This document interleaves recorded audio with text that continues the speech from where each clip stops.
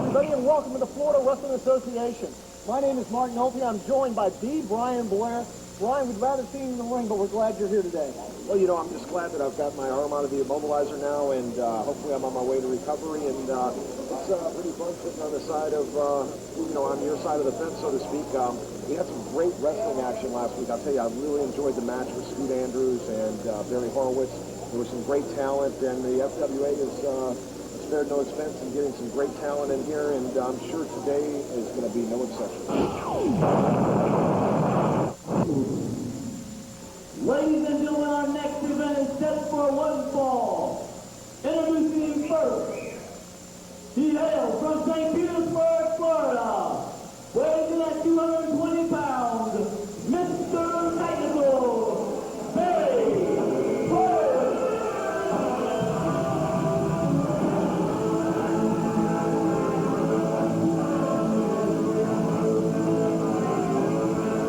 Mark Nolte back with B. Brian Blair.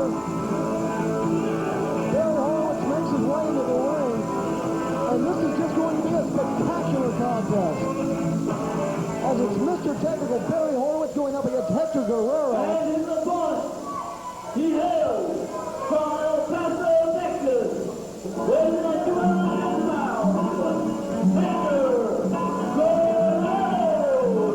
One of the best technical wrestlers in the history of south of the border against one of the best technical wrestlers, and the self-proclaimed best technical wrestler north of the border are about to hook up. Barry Horowitz, former Florida heavyweight champion. Hector Guerrero, former Florida heavyweight champion. And to have a man qualified to be able to comment on this match, he needs to be a former Florida heavyweight champion in his own right, B. Brian Blair. Well, you know, both these athletes, Mark, are at the top of their game right now. Hector really surprised me. You know, I mean, Hector's been around for quite a while now, and he looks as good as he's ever looked. The same thing with Barry Horowitz. Both these guys are in tremendous condition. They both, you know, kind of have a point to prove. They want to prove that, you know, that they haven't lost the step, you know. Barry's in his 30s now, and Hector's, I think he's 41 now, and, you know, when you get at that age, it's like Ricky Henderson, like I said once before in baseball. You know, you got a lot of guys, and they get in their 30s, and a lot of the youngsters look down on them and call them old-timers. Well, I'll tell you what, these guys right here can step in the ring with the best of them. They can step in the ring with anybody, and you're going to see a great match. Overhand wristlock by Hector Guerrero, counter into a hammerlock, and the reversal by Hector Guerrero. As both men quickly go to chain wrestling, well, that is until Barry Horowitz decides to step underneath the bottom rope and break it out. And Barry Horowitz already playing mind games with Hector Guerrero, and if it's one guy it's not going to work on, it's Hector Guerrero. That's absolutely right, Mark. I mean, you're calling it like it is, and you do such a good job at it, it's hard to follow what you say. Well, flattery will get you everywhere with me, Brian, but you know that. Full Nelson by Barry Horowitz on Hector Guerrero. And Hector Guerrero knows a million ways to reverse a full Nelson, and that's one we don't see very often. Absolutely. And, again, Barry Horowitz prides himself on that Mr. Technical nickname, and when he gets out wrestled, he definitely doesn't like it. Well, Brian, we've talked about Barry Horowitz's great technical ability. Of course, he was all-state in high school at Dixie Hollins High School in St. Petersburg, wrestled for Florida State University, and if he's earned your seal approval as a great technical wrestler, look at the trail by Barry Horowitz. Barry Horowitz kind of deserves to be proud of himself after that one. Absolutely. That was very smooth on Barry's part. You know, the last time we saw him do a grapevine, a three-quarter Nelson grapevine, and a lot of technical things, and I don't even know how to describe that. That was pretty. Well, I was kind of hoping that I could just palm that one off on you, but it didn't work.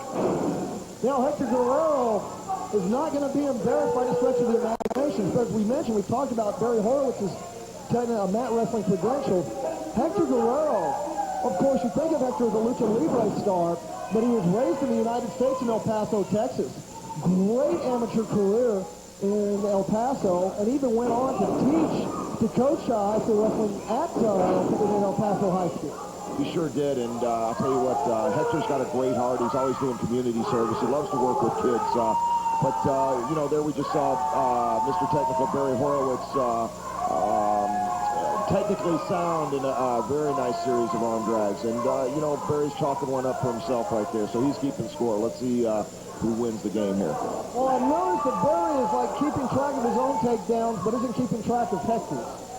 That's, you know, it's always a problem when you let your opponent keep score. But, of course, as Barry Horowitz and Hector Guerrero both know, we're not keeping score here. Hammerlock. And Hector Guerrero looking for something. Moving quickly. And there's one way to reverse the hammerlock. That's a great move by Hector. You know, I haven't seen that in a long time. You know, you get the guy going in the circle, get his momentum swinging in a circle, and get close enough to the ropes drop down, and there you saw it. Out he goes. Well, Brian, how hard is it to wrestle somebody like Hector Guerrero that you never know where he comes from? He can get you on the mat and tie you into a knot, or he can go to those lucha libre style moves. Well, you know, it's difficult, but then you've got a guy like Barry Horowitz that can do the same thing. You know, maybe not lucha libre, but wow, that was a beautiful move. Beautiful move. Snapped his neck backwards, dropped off the apron onto the floor, and I know Hector's feeling that hard right now. Well, if you can't breathe, you can't win. And Barry Horowitz tried to cut the wind off from Hector Guerrero. Reverse neck breaker. The cover, 1, 2, and Hector Guerrero so resilient. And now Barry Horowitz stomping away at the hands. Leg drop. And again the cover. 1, 2, and a kick out by Hector Guerrero. Hurt. I believe Hector's hurt right now. His neck is got to be hurt right now. I mean, he seems like he's really, Barry's really slowed Hector down right here. Well, Brian, you mentioned earlier that you never know what direction Barry Horowitz is coming from, and yeah, I do understand exactly what you meant. As he rolls Guerrero up, Guerrero gets out by kind of raking the ears, if you will. But Barry Horowitz, a great technical wrestler, and also a master of the cheap shot. Absolutely. That's why when you were talking a minute ago about not knowing what to expect from Hector Guerrero, it's the same thing with Barry Horowitz. He might not know lucha libre, but he knows a quick gouge to the eyes or a quick pop to the face.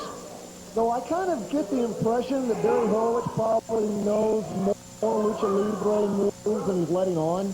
I mean, he's got such great experience. He's wrestled stars from all over the world, including a lot of lucha libre type stars. There's no doubt in my mind Barry Horowitz has a grasp of that. What makes Hector Guerrero so dangerous is that he can switch style from style almost automatically. High knee by Barry Horowitz.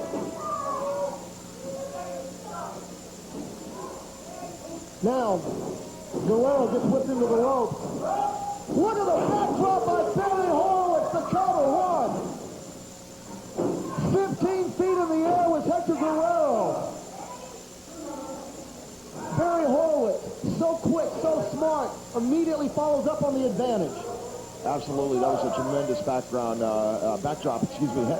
I saw Hector in the background, and he did look like he was 15 feet up in the air. Barry Horowitz is a tremendous wrestler, but again, this has been a great match because likewise, so is my amigo Hector Guerrero.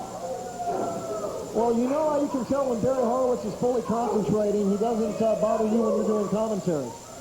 Well, you know, I think Barry is so full of himself that Barry wrestles for himself. He doesn't care if there's 1,000 people, 100 people, 10,000 people. Barry's the kind of guy that wrestles for himself, and he's out there and he's entertaining himself. I know he's out there wrestling for the win, but he's having a good time doing it. Well, right now, Hector Guerrero and Barry Horowitz are just pounding away each other after trading shots. It's Horowitz that gets the better end of it. And Brian's going to snap his neck on that top rope again. And this time, Barry Horowitz gets countered. Hector Guerrero's going to fly. Plancha over the top rope all the way to the floor. What a tremendous high-risk move. Hector caught the plancha. Otherwise, if he didn't catch that mark, it's all concrete from there. And he caught Barry with the plancha. He's got Barry on the run right now. Actually, he's got him on the crawl. Well, that's why they call it the suicide tope. Because, like you said, Brian, if he misses it, it's over. Now Horowitz and Guerrero fighting on the floor. They need to be conscious of the count. And referee Les Mitchell gets to 10. Absolutely, you called it, Mark. They've been on the floor, and you can only stay on there for the count of 10 or it's over. And referee Les Mitchell counted him out, and it's a double DQ. Both men, I think their emotions got the better of them, and that's why they continue to fight on the floor rather than to try to get back to the ring. And this battle still isn't over. Absolutely not. They're still going Duke for Duke. Double count out. And somebody's going to have to go pull them apart. Well, I'll let you handle that. You're in better shape than I am. You're in charge of all the pull-apart. Well, I don't think I signed for that. I don't think that's part of my job description. But anyway, Mark, it's been a great night. It's been a great day here in Championship Wrestling from Florida, and I look forward to the next match. And we'll be right back right after this.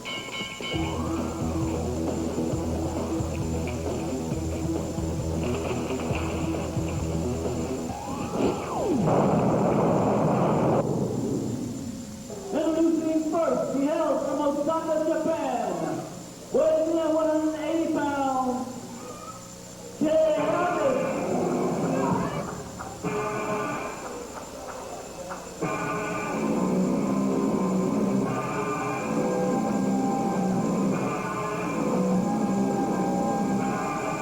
And his opponent, he hails from Minneapolis, Minnesota.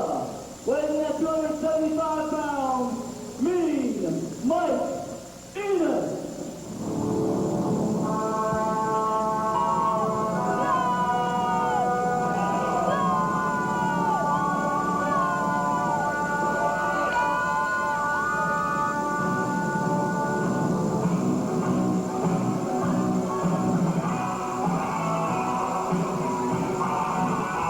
Mean Mike Enos makes his way to the ring as Championship Wrestling from Florida continues on the Sunshine Network. Mark will be back with B. Brian Guerrero. And Brian, we saw a great performance by Hegacus a few weeks ago. And he's going to need another one today as he goes up against Mean Mike Enos. Well, you know, we sure did. This kid, Hegacus, excuse me. Hegacus is a tremendous competitor, but right now, you know, he's outweighed, he's outmuscled, and he's going to have to pull a trick out of his bag that we haven't seen yet. Well, we're about to find out exactly how many rabbits are in Hegacus' hat as Mean Mike Enos immediately powers into the corner and just stomps away. Look at that, whip into the corner, the charge by Enos, the duck. Schoolboy by Hegacus, 2, Enos kicks out. Well, he's got a hit and run here. I'll tell you what, he's taking the battle right to Mike Enos, but it's only a matter of time. Right there it is before Mike Enos was going to stop him. I knew that was coming. I'll tell you what, Mike Enos impresses me more and more every time I see him, Mark. I hear you, B. Brian. Yes, he just absolutely decapitates Hegacus with that clothesline. And now he's going to take him to the floor. Mean Mike Enos, I think, felt a little embarrassed by Hegacus' early offense, and now he wants to make a statement. Well, absolutely. You know, Hegacus started taking it to him, and Mike Enos isn't used to that. I mean, he's used to starting out on top and staying on top. And Hegacus is, he's got a big heart, and I don't think his offense is done yet, Mark. Well, he may have a big heart, but right now, Mean Mike Enos has a big trash can, and he just smashes it into Hegacus. Mean Mike Enos has the presence of mind to roll into the ring to stop the count. And Hegacus, terrific athlete, terrific wrestler, very impressive. But man, he is at Mean Mike Enos' mercy, and that is one place you never want to be. Absolutely. I tell you what, I'm sure at some point in this match, beautiful power slam. I tell you what, Mike Enos is so strong. Sooner or later, we're going to see that second row fall-away slam, at least an attempt on Mike Enos' part. Right now, I'll tell you what, this guy's tough. Nice move on Hegacus' part to get out of the way. You cannot discount Hegacus' courage as he's still in there battling with Mean Mike Enos. Hurricanrana off the top rope. Hegacus did have one more rabbit left in the hat.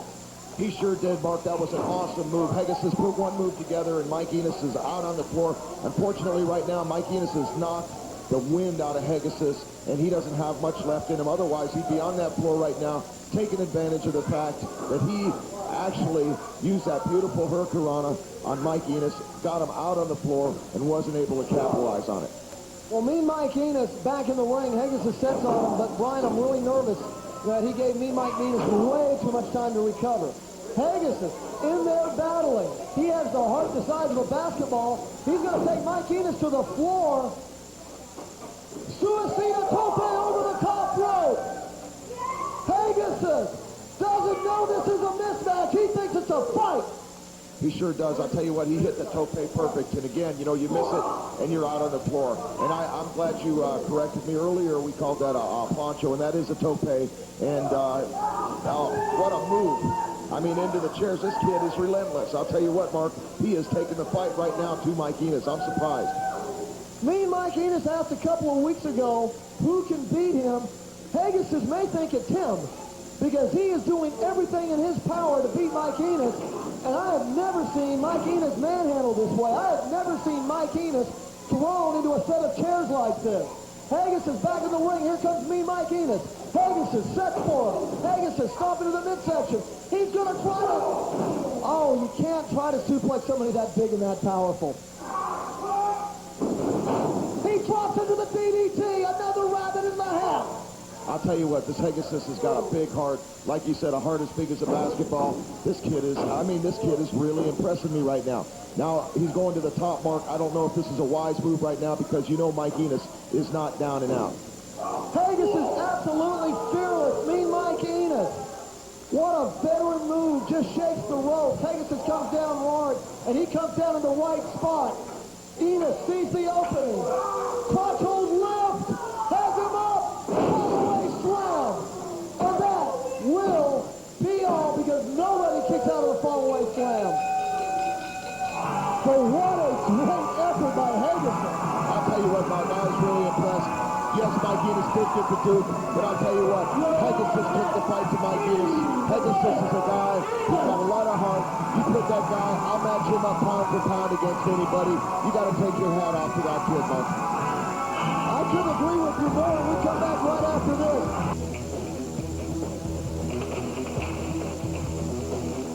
Ball. Introducing first, from Mexico City, Mexico, weighing in at 130 pounds, Diabla.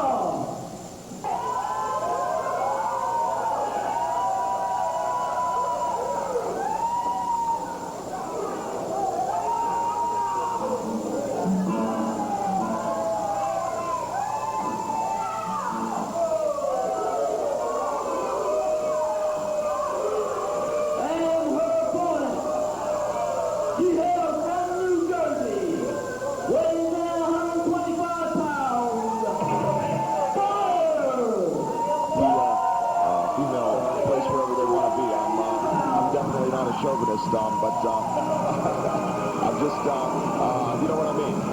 Oh no, you're staying right here, pal. Brian Blair and Mark Nolte. Social commentary and great professional wrestling action every week right here on Championship Wrestling from Florida. As Diabla goes up against Fire. And I've seen some film on Diabla. Well, she may be nasty, but she's also athletic. Yeah, you know that Diabla, she reminds me of somebody I've seen before. Oh, that's such an opening, but I'm just not going to take it. There's the extended wrist lock by Diabla on Fire. Well, let me rectify that comment and just say, oh, nice leg sweep by Fire, excuse me, but Diabla, as a matter of fact, that's who she reminds me of. I'm glad I said that. She reminds me of Cat. You know who I'm talking about, Mark? Yeah, I can kind of see that. But right now, it's Fire with the drop kick on the supine Diabla. Well, of course, if Fire can get enough of an advantage, we might unmask her. I think Cat has longer hair, but that's another discussion for another time. Right now, Diabla is just dragging Fire around by her hair. I don't think the crowd knows what to think either, Brian. You're out of the woods. Well, I'm having fun, Mark. I tell you what, these two competitors, I don't think they're having much fun right now, but, Los Diablos has got Fire in the corner, and Fire should be firing back any moment. Well, Los Diabla really over Fire in the corner, but earlier we saw Fire's offense. Brian, she looks improved from what we've seen a couple of weeks ago, as she comes up with a nice monkey flip out of the corner. Yeah, I heard she was at Steve Kern's School of Hard Knocks, and that's probably the best wrestling school in the country. Is it true that Steve Kern gets mad at you if you mention his school and his student loses that match? Well, I don't know about that. He's never mentioned anything to me about it, but we'll find out. Look at that far-away extended wrist lock by Fire. That's an innovative move. Very innovative, very innovative. And you can tell Fire trains hard. You can tell by the deltoids and triceps. I mean, the girl's in great shape. Well, I can't tell you how impressed I am with the improvement that Fire makes. And Brian, it's like every sport. Athletes go through a learning curve, and obviously Fire's dedicated herself to getting better. There's a nice escape by La Diabla and a kick into the hamstrings. And Brian, with the faster opponent, that's really a smart strategy to go after the legs and cut off their speed. Absolutely, because you cut out the legs and you're helpless. And that's exactly what Los Diablos doing right now. And, I don't know how these girls take it. They're always in each other's hair, and that's one thing I could never stand when I was wrestling was getting my hair pulled. Oh, we're going to stay away from that one, too. Right now, it's Los Diablo in the referee's face, Les Mitchell. And Les Mitchell, I wonder if it's harder for the referee to keep control of a women's match. Probably because I think they've got to, watch where they're touching. I don't know. Les is doing a great job right now.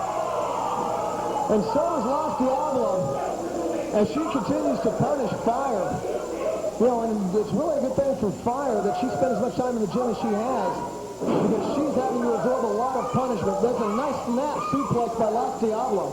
Despite the Lucha Libre background, that was a nice American-style snap suplex. Absolutely, absolutely. Nice leg sweep by Fire, and again, Fire's not taking all the punishment from Los Diablo without giving it back. Well, Los Diablo just gets body slammed by Fire. Fire, we've talked about how much time she spent in the gym, and here it's paying off. As this is a nice, another snap suplex on her own, going for the cover, hooks the back leg, and gets a 2 count. She'd have much more leverage reaching across, grabbing the far leg. That's something I try to teach young wrestlers, is to always reach over and grab the far leg. You got much more leverage. Well, Brian, you were also a master of also managing to hook the wrist as well as the leg. Absolutely. Any leverage you can get, the more leverage you have, obviously, the better chance of the pin. Nice Boston crab. Fire, bigger and more powerful, kicks out of it. I was talking to Luthez about the Boston crab. The reason he said that he always went with the half crab, while 2 arms are stronger than 1 arm, that 2 legs are stronger than 2 legs. That's why he always liked the half crab. And of course, talking to Luthez, you were talking to one of the masters. Attempted power bomb, slipped down a little bit. And she gets the pinfall with the power bomb and putting her foot over the bottom rope.